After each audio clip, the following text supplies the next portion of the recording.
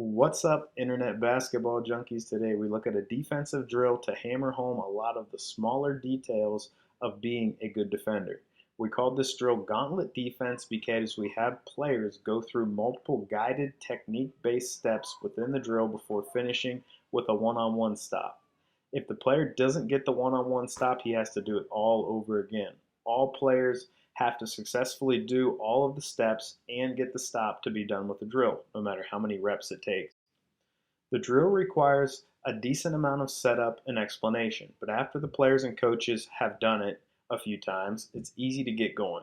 We start the drill with a full court defensive setting, where the defender is concentrating on applying ball pressure and tracing the pass as it's made to the coach. These are the first two details: ball pressure and pass tracing. We wanted the guided passer to make the pass from the center circle. As the ball is passed to the coach, the defender must jump to the ball and not allow the face cut. After that, he needs to avoid the dummy screener on the elbow. These are the next two steps in the gauntlet: jump to the ball and defend the elbow UCLA screen. After getting through the screen, the defender now needs to execute a three-quarter front on the low post. This technique has 1 foot on top of the post player's top foot and 1 foot behind, creating a bracket. We want a full arm in front of the post player to discourage a pass into the post. After defending the post, the dummy offensive player will set a cross screen. The defender in the gauntlet must maintain vision of the ball and his man, stopping at the midline, and bump the cutter as he comes across the lane.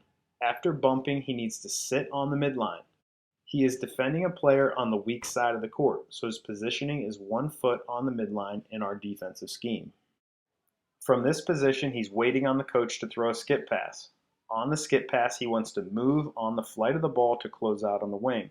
After closing out, he wants to apply ball pressure and trace the pass back across the court. Again, working on trying to tip passes after pressuring the ball, this time off of a stationary passer, while earlier in the drill, it was off a passer off the dribble. After the skip pass is made, again, we want to work on jumping to the ball, this time with a sprint to the help line. From there, the defender in the gauntlet awaits the offensive player trying to make a face cut. He must bump the cutter and force him to catch the ball high at the top of the key. After stopping the face cut and forcing the pass to the top of the key, he is one-on-one with his matchup against the offensive player. He needs to get the stop, or he has to do all of the previous work all over again. And that's how each rep concludes within the drill. So we do need substantial setup and resources to execute the drill, but I liked it because it crammed so many of the small details of defense into one block of time. Once the players and coaches understood the drill, it really did flow without having to have a full explanation each time we executed the drill. The small defensive details that we hit with this drill are pressuring the ball, tracing passes, jumping to the ball, getting through screens, defending the post, defending a cross screen, bumping a cutter, closing out, and defending one-on-one. I would say we did this drill maybe once every 2 weeks to brush up on the details of defense without using our shell defensive drill.